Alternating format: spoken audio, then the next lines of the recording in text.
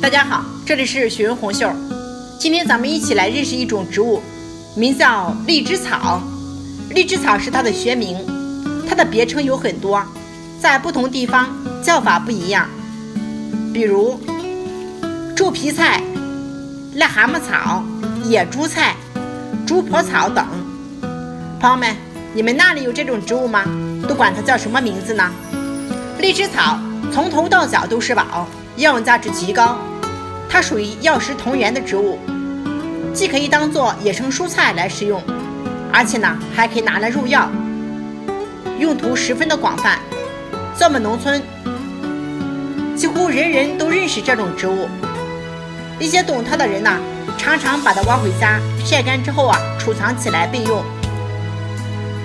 春天的时候，荔枝草最为肥美鲜嫩，有人喜欢采挖荔枝草拿来煎鸡蛋吃，对身体呢十分有益。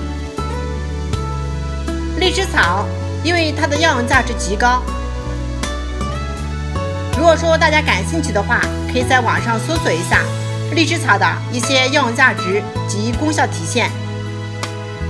如今这植物呢却十分的难得，因为采挖它的人过于多，而植物是越发稀少。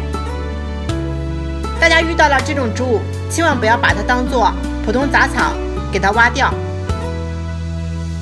朋友们，你们那里有人吃这种野菜吗？